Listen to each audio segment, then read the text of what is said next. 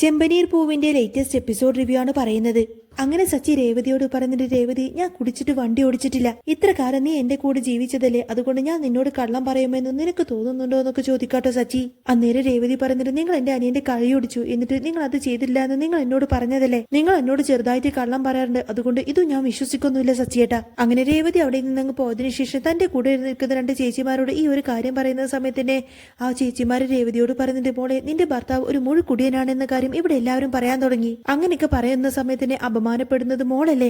മോളെ, ഒരു കാര്യം അറിയോ, എന്റെ ഭർത്താവ് പണ്ട് മുഴുക്കുടിയനായിരുന്നു. ആ സമയത്തിന് എന്റെ വീടിന്റെ അടുത്തൊരു വൈദ്യരുണ്ട്, അയാളാ പറഞ്ഞത് ഒരു ഇലയുണ്ട് മോളെ, ആ ഇല മരുന്നാക്കി ജ്യൂസിൽ കലർത്തി കൊടുക്കണം. ഞാൻ എന്റെ ഭർത്താവിന് ആ മരുന്ന് കൊടുത്തതിന് ശേഷം പിന്നീട് ഒരിക്കൽ പോലും അദ്ദേഹം കുടിച്ചിട്ടില്ല എന്നൊക്കെ പറഞ്ഞു കൊടുക്കാട്ടോ ആ ചേച്ചി. ഇപ്പതേ കള്ളുകൂടി പോലും നിർത്തിക്കൊണ്ടിന് അയാൾ മര്യാദക്ക് ജോലിക്ക് പോയിക്കൊണ്ടിരിക്കുന്നുണ്ട് എന്നൊക്കെ ആ ഒരു ചേച്ചി പറഞ്ഞു കൊടുക്കുന്ന സമയത്തിന് രേവതി ചോദിക്കുന്നുണ്ട്, എന്നിട്ട് എന്താ ചേച്ചി ഇത്ര കാലം അതൊന്നും എന്നോട് പറയാതിരുന്നത് എന്ന് ചോദിക്കും. ഞാനും ആ മരുന്ന് വാങ്ങിക്കാൻ പോവാണ്, ആ മരുന്ന് എനിക്കും വാങ്ങിച്ചു തരുമോ ചേച്ചി, ഞാനും അദ്ദേഹത്തിന്റെ കൂടി ഇന്നത്തോടെ നിർത്തിയേ പറ്റൂ എന്നൊക്കെ പറഞ്ഞു നിൽക്കാട്ടോ രേവതി.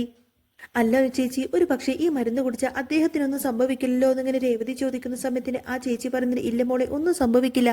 ഇത് കുടിക്കുന്ന സമയത്ത് ചില തലവേദനയൊക്കെ ഉണ്ടാവും, അല്ലാതെ വേറെ പ്രശ്നമൊന്നുമില്ല. കുടി ഏതായാലും ഉടനെ തന്നെ മാറിക്കോളും, നീ വാ, ഞാൻ വാങ്ങിച്ചു തരാമെന്നൊക്കെ പറഞ്ഞ് രേവതിയെ കൂട്ടിക്കൊണ്ടു പോവാണ് ആ ചേച്ചി. അങ്ങനെ രേവതി ഏതായാലും ആ ഒരു വൈദ്യരെ കണ്ടു മരുന്നൊക്കെ വാങ്ങിച്ചുകൊണ്ടായിരിക്കും തിരിച്ച് വീട്ടിലേക്ക് വരുന്നത്. രേവതി ഭയങ്കര സന്തോഷത്തിലായിരിക്കും.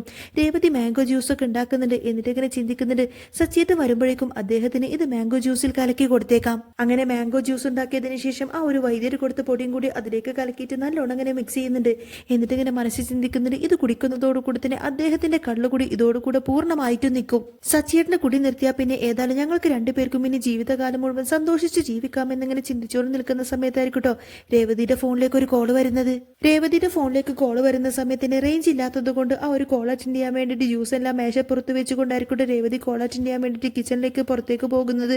എന്നാൽ ഇതേ സമയത്ത് തന്നെ ആയിരിക്കും ചന്ദ്രമതി അടുക്കളയിലേക്ക് വരുന്നത്. ചന്ദ്രമതി ഇങ്ങനെ മനസ്സിൽ ചിന്തിക്കുന്നത്, ഇതെന്താ ഇവിടെ ജ്യൂസ് ഒക്കെ ഉണ്ടാക്കി വെച്ചേക്കുന്നത്, ഓ അവളുടെ കെട്ടിയോന് കൊടുക്കാനായിരിക്കും, അല്ലെങ്കിൽ കുടിയൻ എന്തിനാ കുറെ അധികം ജ്യൂസ്, ഈ ജ്യൂസ് ഏതായാലും ഞാൻ കുടിച്ചോളാം, സച്ചിക്ക് വേണമെങ്കിൽ അവള് വേറെ ഉണ്ടാക്കട്ടെ. എന്നിട്ട് ചുറ്റും നോക്കുന്ന സമയത്തിന് ആരുമില്ല എന്ന് മനസ്സിലാക്കിയതിനു ശേഷം ചന്ദ്രമതി ഏതായാലും ആ ഒരു ജ്യൂസ്, മാംഗോ ജ്യൂസ് മുഴുവനായിട്ട് എടുത്തങ്ങ് കുടിക്കുന്നുണ്ട്. അങ്ങനെ രേവതി ഫോണൊക്കെ കട്ട് ചെയ്ത് നിൽക്കുന്ന സമയത്തായിരിക്കും സച്ചി അങ്ങോട്ടേക്ക് വരുന്നത്. സച്ചിയെ കണ്ടുകൊണ്ടതിന് രേവതി പറഞ്ഞിട്ട്, ആ നിങ്ങൾക്ക് വേണ്ടിയിട്ട് ഞാൻ ഇന്ന് സ്പെഷ്യൽ ആയിട്ടൊരു മാംഗോ ജ്യൂസ് ഉണ്ടാക്കി വെച്ചിട്ടുണ്ട് എന്ന് പറയും. ജ്യൂസ് ഞാൻ ഇങ്ങോട്ടേക്ക് എടുത്തോണ്ട് വരട്ടെ എന്ന് ചോദിക്കുന്ന സമയത്തിന്റെ സച്ചി പറഞ്ഞിട്ട്, ഞാനൊന്ന് മുഖം കഴുകി വരട്ടെ, ഏതായാലും നീ ജ്യൂസ് എടുത്തോണ്ട് വാ എന്ന് പറയും. അങ്ങനെ രേവതി ഏതായാലും സച്ചിക്ക് ജ്യൂസ് കൊണ്ടുകൊടുക്കാൻ വേണ്ടിയിട്ട് കിച്ചണിലേക്ക് വന്ന് നോക്കുന്ന സമയത്തിന് ചന്ദ്രമതി ആ ഒരു ജ്യൂസ് മുഴുവനായിട്ട് ഇരുന്ന് ഇങ്ങനെ കുടിക്കുന്നതായിട്ടോ രേവതി കാണുന്നത്. രേവതിയെ കാണുന്ന സമയത്തിന്, നിന്റെ ജ്യൂസ് ഏതായാലും നന്നായിട്ടുണ്ട് എന്ന് പറയാണ് ചന്ദ്രമതി.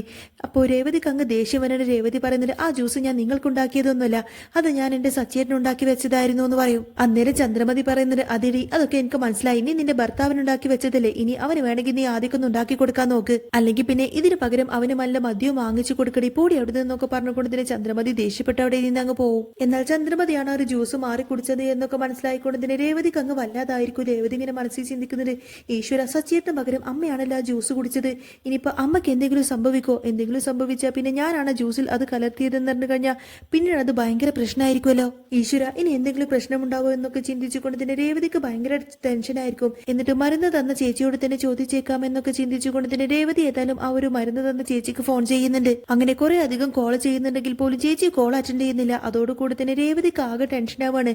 ഏതായാലും നേരിട്ട് പോയിട്ട് ചേച്ചിയെ കണ്ടേച്ച് വരാമെന്നൊക്കെ ചിന്തിച്ചുകൊണ്ട് തന്നെ രേവതി ഏതായാലും പുറത്തേക്ക് ഇറങ്ങി പോവും. എന്നാൽ ഇതേ സമയത്ത് തന്നെ ആ ഒരു ജ്യൂസിൽ പൊടി കലർത്തിയത് കുടിച്ചത് കൊണ്ട് തന്നെ ചന്ദ്രമതിക്ക് ഭയങ്കര അങ്ങ് വയറുവേദനയും ഛർദിയൊക്കെ ആയിരിക്കും. നിർത്താതെ ഇങ്ങനെ വയറുവേദനിച്ചിട്ടും ഛർദിച്ചിട്ടും അങ്ങ് വല്ലാതായി പോകുന്നുണ്ട് ചന്ദ്രമതി.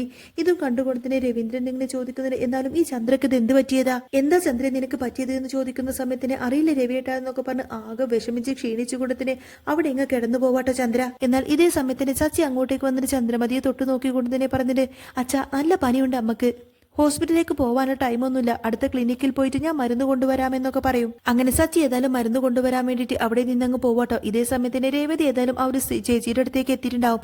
എന്നിട്ട് വീട്ടിൽ സംഭവിച്ച കാര്യങ്ങളെല്ലാം തന്നെ ആ ഒരു ചേച്ചിയോട് പറഞ്ഞു കൊടുക്കും. സച്ചിയേട്ടന് വേണ്ടിയിട്ട് മാംഗോ ജ്യൂസിൽ മരുന്ന് കലർത്തിയതെല്ലാം തന്നെ അമ്മ എടുത്തു കുടിച്ചു എന്നൊക്കെ പറഞ്ഞു കൊടുക്കട്ടോ. അന്നേരം ചേച്ചി രേവതിയോട് പറയുന്നുണ്ട്, മദ്യപിക്കാത്തവരെങ്ങാനും ആ മരുന്ന് കഴിച്ചാൽ പിന്നെ അവരുടെ ശരീരത്തിൽ ചില പ്രശ്നങ്ങളൊക്കെ ഉണ്ടാവും. സാരമില്ല രേവതി, ആദ്യം കുറച്ചൊക്കെ പ്രശ്നം ഉണ്ടാവുമെങ്കിൽ പോലും കുറച്ച് കഴിഞ്ഞാൽ അതൊക്കെ അങ്ങ് ശരിയായിക്കോളും, അതൊന്നും ഓർത്ത് നീ ടെൻഷൻ ആവേണ്ട രേവതി എന്നിങ്ങനെ ആ ചേച്ചി പറഞ്ഞു കൊടുക്കുന്ന സമയത്തായിരിക്കും രേവതിക്കൊന്ന് ആശ്വാസമാവുന്നത്.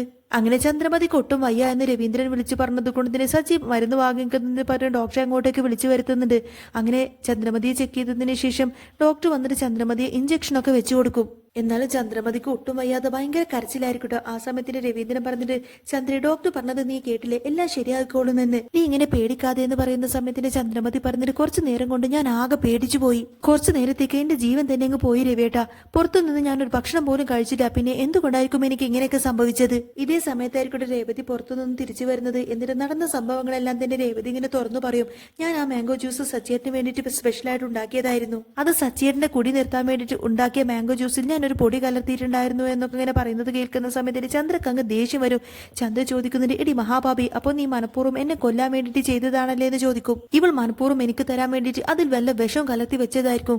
കണ്ടില്ലേ രവിയേട്ട, അവൾ പറയുന്നത് കേട്ടില്ലേ, അവൾ എന്നെ കൊല്ലാൻ വേണ്ടി ശ്രമിച്ചതാണെന്നൊക്കെ പറഞ്ഞുകൊണ്ട് തന്നെ രേവതി ഇങ്ങനെ കുറ്റപ്പെടുത്തി സംസാരിക്കട്ടോ. ഇനിയിപ്പോ എന്റെ ജീവൻ പോലും ഇവൾ എടുക്കുമെന്നാ തോന്നുന്നത് എന്നൊക്കെ പറഞ്ഞുകൊണ്ട് തന്നെ ചന്ദ്രമതി ഇങ്ങനെ നിലവിളിച്ച് കരയാൻ തുടങ്ങും. അന്നേരം രവീന്ദ്രൻ പറഞ്ഞിട്ട്, ചന്ദ്രൻ നീ ഒന്നും മിണ്ടാതിരിക്ക്, അവൾ അല്ലെങ്കിലും മനഃപൂർവ്വം ചെയ്തതൊന്നുമല്ലല്ലോ. അവള് സച്ചിക്ക് വേണ്ടി ഉണ്ടാക്കിയ ജ്യൂസ് നിന്നോട് ആരാ എടുത്ത് കുടിക്കാൻ പറഞ്ഞത്? എന്നാൽ അവസരം മുതലാക്കാൻ വേണ്ടി കൊണ്ട് തന്നെ ശ്രുതി ചോദിക്കുന്നുണ്ട്, രേവതി ഇപ്പൊ ആന്റിക്ക് എങ്ങാനും സീരിയസ് ആയിട്ടുണ്ടെങ്കിൽ പിന്നെ നമ്മളൊക്കെ എന്ത് ചെയ്യുമായിരുന്നു? അന്നേരം ചന്ദ്രമതി പറയുന്നത്, അവള് ശരിക്കും ഞാൻ ചാവാൻ വേണ്ടി തന്നെയാണ് മനഃപൂർവ്വം ആ ജ്യൂസിൽ മരുന്ന് കലർത്തി വെച്ചത്. എടി ഞാൻ ചത്തിട്ട് എന്റെ സ്വത്തെല്ലാം തന്നെ നിനക്ക് കൈക്കലാക്കാൻ വേണ്ടിയിട്ടല്ലടി എന്നൊക്കെ ചോദിച്ചുകൊണ്ട് ചന്ദ്രൻ അങ്ങ് ദേഷ്യപ്പെട്ടാണ് രേവതിയോട്. അല്ലെങ്കിൽ പിന്നെ എനിക്ക് വയ്യാതായ സമയത്ത് നീ എന്തിനാണ് ഇവിടെ നിന്ന് പുറത്തേക്ക് ഓടിപ്പോയത് എന്നൊക്കെ ചോദിച്ചുകൊണ്ടായിരിക്കട്ടെ ചന്ദ്ര ദേഷ്യപ്പെടുന്നത്. അന്നേരം രേവതി പറഞ്ഞിട്ട്, അയ്യോ അമ്മ, ഞാൻ ഒരിക്കലും അങ്ങനെയൊന്നും ചെയ്യുന്നവളല്ല. ഞാൻ പുറത്തേക്ക് ഓടിപ്പോയത് ഇതിന് എന്തെങ്കിലും മറുമരുന്നുണ്ടോ എന്ന് ചോദിക്കാൻ വേണ്ടിയിട്ടായിരുന്നു എന്ന് പറയും. അന്നേരം ചന്ദ്രക്ക് അങ്ങ് ദേഷ്യം വന്നിട്ട്, മിണ്ടാതിരിക്കടി നീ, എനിക്കിപ്പോ വന്ന ദേഷ്യത്തിൽ നിന്നെ ഞാൻ കൊല്ലുടി എന്നൊക്കെ പറഞ്ഞ് രേവതിയുടെ നേർക്ക് അങ്ങ് ചാടി എഴുന്നേക്കാൻ നോക്കുകയാണ് ചന്ദ്രമതി. പക്ഷെ ചന്ദ്രമതിക്കാണെങ്കിൽ ഒട്ടും പറ്റാതെ അവിടെ അങ്ങ് വീണു പോവാണ്. അന്നേരം രവീന്ദ്രൻ പറഞ്ഞിട്ട്, ചന്ദ്രൻ നീ ഒന്നും മിണ്ടാതിരിക്കും, നീ വെറുതെ രേവതി മോളെ കുറ്റം പറയരുത്, നീ ഒന്നും മിണ്ടാതെ ഇവിടെ കുറച്ചു നേരം കിടക്കാൻ നോക്ക്.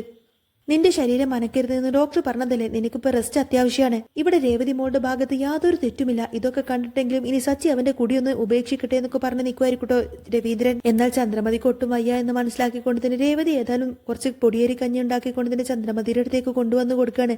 ആ സമയത്തിന് ചന്ദ്രക്ക് അങ്ങ് ദേഷ്യം വരും. ചന്ദ്രമതി ചോദിക്കുന്നുണ്ട്, എടി നീ ഇതിൽ എന്ത് വിഷം കലക്കിയിട്ടാണ് എനിക്ക് കൊണ്ടുവന്ന് തരുന്നത്? ഇപ്പൊ നീ ചെയ്തു വെച്ചതൊന്നും കണ്ടിട്ട് നിനക്ക് മതിയായിട്ടില്ലേ? എന്നിട്ട് അവളുടെ ഒരു കഞ്ഞി എന്നൊക്കെ പറഞ്ഞ് ചന്ദ്രമതി അങ്ങ് പൊട്ടിത്തെറിക്കട്ടെ രേവതിയുടെ നേർക്ക്. അന്നേരം രേവതി പറഞ്ഞിട്ട്, അമ്മേ ഇത് വാങ്ങിക്ക്, ഞാൻ അത് അറിയാതെ ചെയ്തതാണെന്ന് അമ്മയോട് പറഞ്ഞതല്ലേ, അമ്മ ഏതായാലും തൽക്കാലം ഈ കഞ്ഞി കുടിക്ക്, ക്ഷീണമൊക്കെ മാറട്ടെ എന്നൊക്കെ പറഞ്ഞുകൊണ്ടതിനെ ചന്ദ്രമതിയുടെ നേർക്ക് അങ്ങ് നീട്ടട്ടെ ആ ഒരു കഞ്ഞി.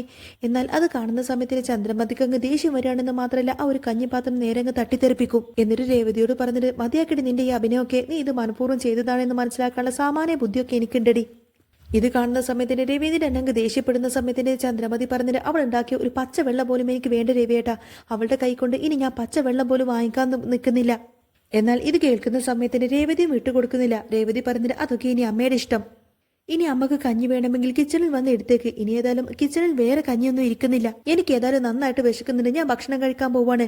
അമ്മക്ക് ഇഷ്ടമില്ലെങ്കിൽ അമ്മ എന്റെ ഭക്ഷണം കഴിക്കാനോ നിൽക്കണ്ട, ഞാൻ ഭക്ഷണം കഴിക്കാൻ പോവാ എന്ന് മറുപടിയും കൊടുത്തുകൊണ്ട് തന്നെ ആയിരിക്കും രേവതി അവിടെ നിന്നങ്ങ് പോകുന്നത്.